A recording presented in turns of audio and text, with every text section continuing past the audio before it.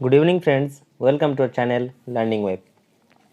আজকে আমাদের ডব্লিউবিসিএস এবং যে আমাদের সামনে ফুড এসআই এবং ক্লার্কশিপের এক্সাম রয়েছে, সেখান থেকে ফিজিক্স থেকে টোটাল 10টা প্রশ্ন আমরা নিয়ে এসেছি, অর্থাৎ বলতে গেলে সায়েন্স সেকশন থেকে, ঠিক না?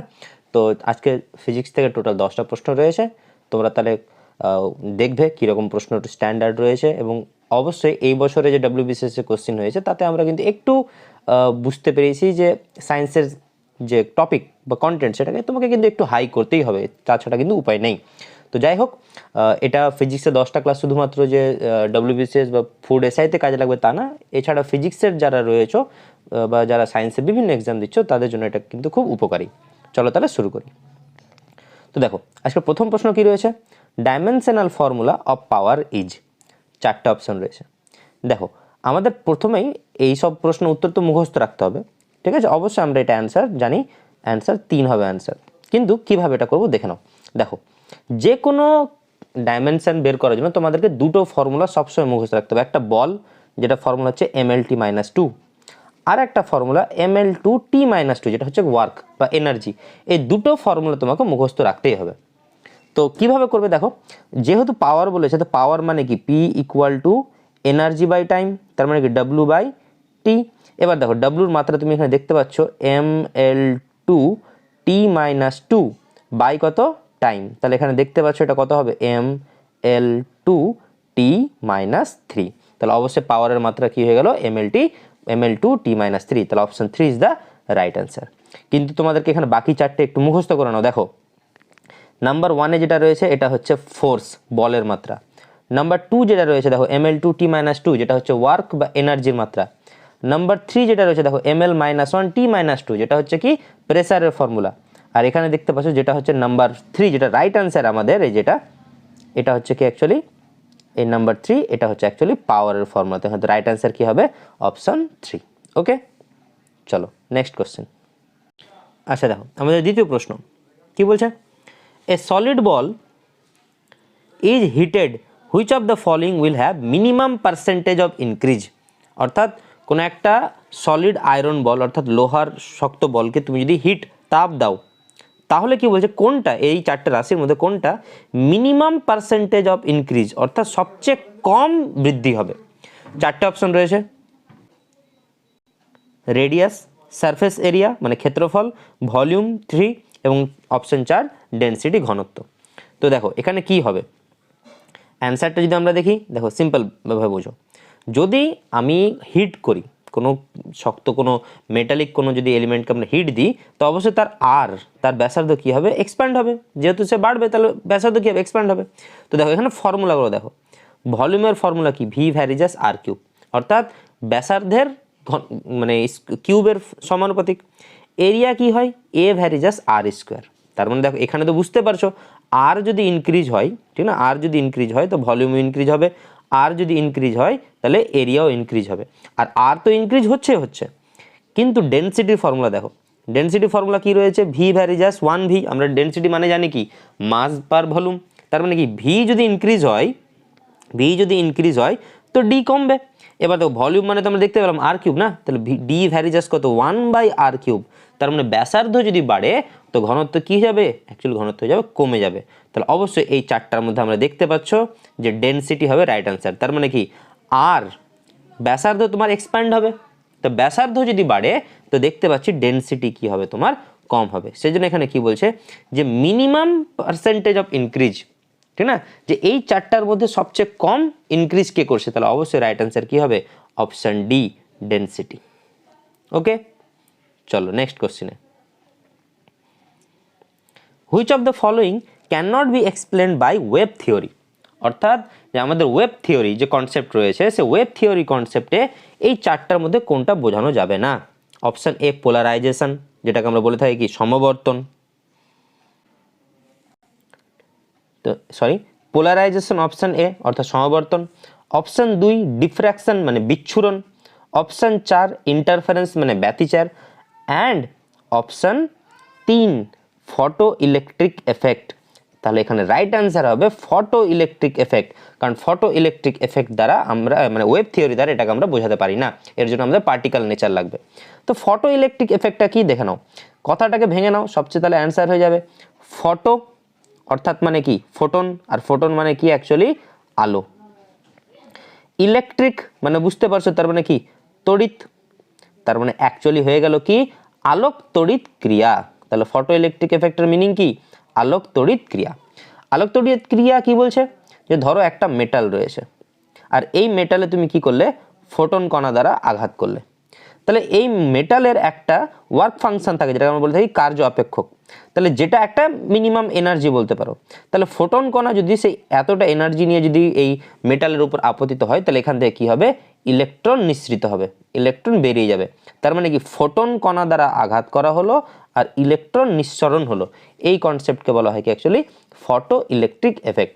তাহলে এখানে অপশন 3 হবে কি রাইট অ্যান্সার, কারণ ওয়েভ থিওরি দ্বারা কিন্তু এটাকে বোঝানো যাবে না, কিন্তু বাকি তিনটে পোলারাইজেশন, ডিফ্র্যাকশন অ্যান্ড ইন্টারফারেন্স তিনটাই কিন্তু ওয়েভ থিওরি দ্বারা এক্সপ্লেন করা যেতে পারে।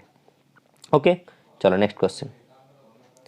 Electromagnetic waves are produced by option A static charge অর্থাৎ স্থির কোনো আধানের দ্বারা, অপশন 2 মুভিং চার্জ অর্থাৎ মানে চলমান কোনো চার্জের দ্বারা, অপশন 3 অ্যাক্সেলারেটিং চার্জ অর্থাৎ কি যার ত্বরণযুক্ত কোনো কণা থাকবে, অর্থাৎ মানে ইউনিফর্ম ভেলোসিটি হবে না, ত্বরণ থাকবে কিন্তু ভেলোসিটি ইনক্রিজেবল হবে, অ্যান্ড 4 কি হবে নান অফ দ্য অ্যাবভ।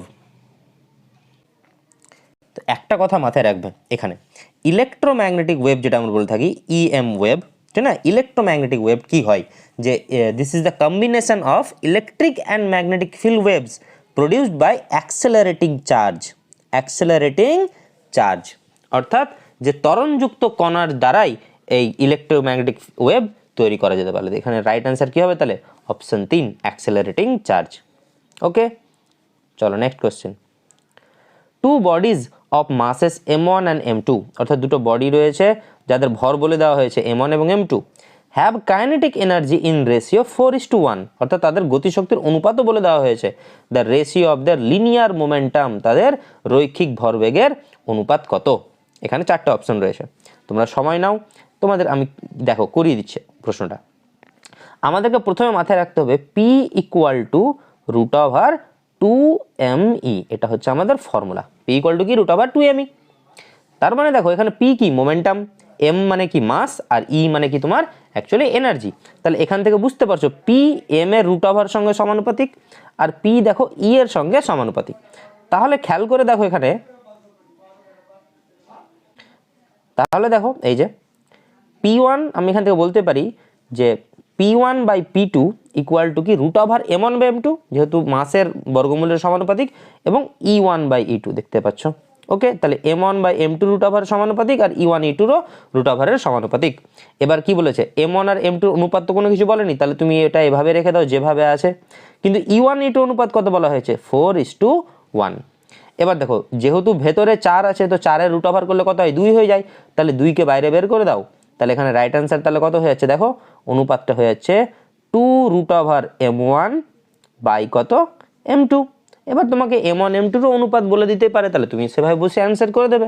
তাহলে এখানে দেখতে পাচ্ছ রাইট অ্যান্সার কি হবে, তাহলে এখানে রাইট অ্যান্সার হবে অপশন 2। ওকে, চলো next question. Out of the following particles moving with same velocity has longest wavelength associated with it, অর্থাৎ এখানে 4টা পার্টিকেল রয়েছে alpha particle, beta particle, proton and neutron. তো এই 4 জনের মধ্যে কি বলছে যে এরা মুভিং উইথ সেম ভেলোসিটি একই বেগ দ্বারা বেগে চলছে, হ্যাজ লংগেস্ট ওয়েভলেন্থ অর্থাৎ দীর্ঘতম তরঙ্গ দৈর্ঘ্য কার হবে। তো এর জন্য তোমাদের জানতে হবে কি ডি ব্রগলির সূত্র। ডি ব্রগলির সূত্র কি ল্যামডা = h/mv। এবার খেয়াল করো এখানে কি বলেছে এদের সেম ভেলোসিটি, তাহলে কি ভি কি কনস্ট্যান্ট না, তার এইচ তো প্ল্যাঙ্ক কনস্ট্যান্ট, এই দুটো যদি কনস্ট্যান্ট হয় তাহলে আমি এখান থেকে বলতে পারি ল্যামডা ভ্যারিজাস কি 1/m। তার মানে কি যার মাস বেশি তার ল্যামডা কম, যার মাস কম তার ল্যামডা বেশি, যেহেতু ব্যস্তানুপাতিক। এবার দেখো এখানে তোমাকে মাথায় রাখতে হবে বিটা পার্টিকেল, দেখো বিটা পার্টিকেল মানে কি হচ্ছে ইলেকট্রন না, বিটা পার্টিকেল মানে কি ইলেকট্রন, আর আমরা জানি এখানে কি, আর আলফা পার্টিকেল মানে মাথায় রাখতে হবে যে হিলিয়ামের কণা অর্থাৎ হিলিয়াম 2 4, এটা তো প্রোটন এটা তো নিউট্রন। দেখো এবার আমাদের মাথায় রাখতে হবে পরমাণুর যে তিনটে কণা প্রোটন নিউট্রন ইলেকট্রনের মধ্যে ইলেকট্রনের মাস কি হয় সবচেয়ে কম। তো যেহেতু ইলেকট্রনের মাস সবচেয়ে কম তাহলে ইলেকট্রনের তরঙ্গদৈর্ঘ্য কী হবে সবচেয়ে বেশি হবে। তো ওই বেসিস সেখানে রাইট অ্যান্সার কী হবে অপশান 2 এ beta particle. Option 2 beta particle. Okay দেখো আমি তোমাদের এখানে বুঝিয়ে দিয়েছি এই যে ল্যামডা ইকুয়াল টু h/mv। তো আমরা দেখতে ভি যেহেতু কনস্ট্যান্ট দেখতে পাচ্ছ তাহলে ল্যামডা কী হবে এম এর সঙ্গে ব্যস্তানুপাতিক অর্থাৎ যার মাস কম তার ল্যামডা বেশি দেখতে পাচ্ছ এখানে। বিটা যেহেতু ইলেকট্রন তার মিনিমাম মাস হবে তাহলে তার ল্যামডা কী হবে ম্যাক্সিমাম হবে। বুঝাতে পেরেছি? চলো নেক্সট দেখো in a van der Waals equation, একটা ভ্যান ডার ওয়ালস ইকুয়েশন আমরা ভালোভাবে জানি যেখান থেকে বলছে ইউনিট এর একক বের করতে বলছে। এই যে দেখো এই যে এ যে ধ্রুবক সে এর একক তোমরা বের করো। তো দেখো এখানে দেখো ইকুয়েশন কীভাবে করবে, এখানে ইকুয়েশন থেকে দেখো এটা নিয়ে কাজ করো। এই যে এটার ইকুয়েশন আমরা বের করবো। তো আমি এখানে বলতে পারছি দেখো P plus A by V square. এবার এরকম যদি কিছু থাকে তাহলে একটা জিনিস মাথায় রাখবে যোগ যদি থাকে তাহলে এই রাশিটার যেটা একক হবে এই পুরো রাশিটার একক কী হবে সেম হবে, যেহেতু যোগ বিয়োগের কনসেপ্ট বলছে সেম কথা। যোগ বিয়োগের কনসেপ্ট বললে তোমাকে এটা মাথায় রাখতে হবে, ঠিক আছে? যে এখানে পি এর যেটা একক হবে সেটা একক হবে কি এ বাই ভি স্কোয়ারের। তার মানে তুমি এখানে খেয়াল করো আমি যদি এখানে লিখি যে পি এর এককের জন্য আমরা এটা দিচ্ছি ডাইমেনশন, ঠিক আছে? তো এটা ইকুয়াল টু কি লিখতে পারি এ ডাইমেনশন বাই ভি স্কোয়ারের ডাইমেনশন, এটা তোমাকে করে দিলাম। তাহলে এখান থেকে তুমি কি লিখতে পারো তাহলে এর ডাইমেনশন কত হবে, এর ডাইমেনশন হবে পি ইন্টু ভি স্কোয়ারের ডাইমেনশন। ওকে এই ইকুয়াল টু তাহলে কি হবে পি ইন্টু ভি স্কোয়ারের ডাইমেনশন।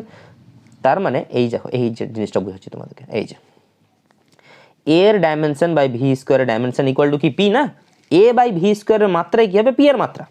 তো ওই বেসিসে আমরা এখান থেকে লিখতে পারি যে এ এর মাত্রা ইকুয়াল টু পি এর ডাইমেনশন বাই ভি স্কোয়ার। এবার দেখো পি মানে কি প্রেসার না, আর প্রেসার একক কি হয় ডাইন পার সেন্টিমিটার স্কোয়ার, যেহেতু এখানে প্রতিটা একক কোথায় আছে সিজিএস রয়েছে তাহলে ডাইন পার সেন্টিমিটার স্কোয়ার। অ্যাকচুয়ালি এটা কি হবে নিউটন পার মিটার স্কোয়ার বেসাইতে। আর ভি স্কোয়ার মানে দেখো ভি মানে কি আয়তন, আয়তন একক কি হয় এল কিউব বা মিটার কিউব বা সেন্টিমিটার কিউব, তার আবার স্কোয়ার রয়েছে তাহলে সেন্টিমিটার কিউব তার স্কোয়ার তাহলে কত সেন্টিমিটার পাওয়ার 6। তাহলে এখানকার 2 এখানকার 6 এই 2 6 কেটে 4 হয়ে গেল না, তাহলে ডাইন ইন্টু সেন্টিমিটারের পাওয়ার 4, ডাইন ইন্টু সেন্টিমিটারের পাওয়ার 4। তাহলে এখানে দেখো আমাদের অপশানগুলো যদি আমরা দেখি এই যে দেখতে পাচ্ছ এই অপশানগুলোর মধ্যে আমরা বলতে পারি অপশান 1 ডাইন into centimetre square right answer. তো এই ইকুয়েশন থেকে তোমাদের হোমওয়ার্ক আমি দিয়ে দিচ্ছি, দেখো তোমার কমেন্টে জানাবে অ্যান্সার কী হবে find unit of constant B. এই যে বি দেখতে পাচ্ছ এই যে ভি মাইনাস বি, এখান থেকে বি এর তলে তোমরা কনস্ট্যান্টটা তোমরা অ্যান্সারটা বলো সিজিএস পদ্ধতিতে। ওকে চলো next question.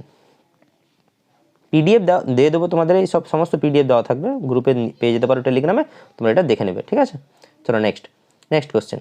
The internal resistance of an ideal constant voltage, অর্থাৎ এখানে দেখো আইডিয়াল বলছে কিন্তু তার মানে কি একটা আদর্শ কোনো বিভব, তাহলে আদর্শ বিভবের রোধ কত, আদর্শ বিভবের রোধ কত?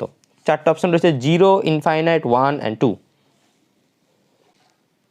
দেখো এখানে রাইট অ্যান্সার হবে আদর্শ ভোল্টেজ যেহেতু বলেছে তো রাইট অ্যান্সার হবে 0। সবসময় মাথায় রাখবে আদর্শ বিভবের বা আদর্শ ভোল্ট মিটারের অ্যাকচুয়ালি রোধ কত হয় 0 হয়, কিন্তু উল্টো যদি বলতো যে আদর্শ অ্যামিটারের তাহলে আদর্শ অ্যামিটারে কী হয়ে যাবে ও রোধ কিন্তু অসীম। তো এটা দেখো আদর্শ ভোল্টেজ বলছে অর্থাৎ ভোল্ট মিটার, কারণ কি দেখো 0 রোধ মানে কি যে যাতে রোধ মানে কি বাধা না, রোধ মানে কি তড়িৎ রোধ মানে কি ইলেকট্রিক কারেন্টকে বাধা দিচ্ছে। তো 0 রোধ মানে কি সে 100% এফিসিয়েন্সিতে পুরোপুরি কারেন্ট যাতে পাস করে যেতে পারে, ঠিক না, মানে অর্থাৎ 100% সাফিসিয়েন্ট সোর্স অফ ভোল্টেজ যাতে পেয়ে যায়, যার জন্য রোধ কত হবে 0। তাহলে যেহেতু এখানে আইডিয়াল বলেছে অ্যাকচুয়ালি এটা আইডিয়াল, তো আদর্শ ভোল্ট মিটারের রোধ কত 0, কিন্তু উল্টো করে যদি বলতো আদর্শ অ্যামিটারের রোধ কত তো সেক্ষেত্রে কী হতো অ্যান্সার ইনফাইনাইট। ওকে চলো next question. Fermi is a unit used for expressing, অর্থাৎ এখানে ফার্মি যে ইউনিটটা ইউজ করা হয় ফার্মি, তো এই ফার্মি কিসের unit? Option A energy, option 2 momentum, option 3 impulse, option D length. তো দেখো এখানে মাথায় রাখবে এটা রাইট অ্যান্সার কী হবে অপশান 4 লেন্থ। কেন 1 fermi equal to actually 10⁻⁻⁴ -15 metre. আর অ্যাকচুয়ালি পরমাণু নিউক্লিয়াসের যে ব্যাস বা ব্যাসার্ধ পরিমাপের জন্য ফার্মি একক ব্যবহার করা হয়। তাহলে 1 ফার্মি ইকুয়াল টু কত? 10⁻⁻15 মিটার। তোমাদেরকে আমি একটা বলে দিচ্ছি, তাই তোমাদের সুবিধা হবে। দেখো, সবসময় মাথায় রাখবে মিলি। মিলি মানে কত? 10⁻³ 1 মাইক্রো, মাইক্রো মানে হবে কত? 10⁻⁻6 1 ন্যানো, ন্যানো মানে কত হবে? 10⁻⁻9 1 পিকো, পিকো মানে কত হবে? 10⁻⁻12 and 1 Fermi, 1 fermi equal two হবে কত? 10⁻⁻15। মাথায় রাখবে যে পরমাণু নিউক্লিয়াসের ব্যাস পরিমাপ করার জন্য ফার্মি একক ব্যবহার করা হয়ে থাকে। ওকে ওকে, তো চলো আজকে তাহলে এখানে কোশ্চেন হলো, তোমাদের যেটা হোমওয়ার্ক থাকলো তোমরা হোমওয়ার্কে তাহলে অ্যান্সার জানাও কী হবে তাহলে।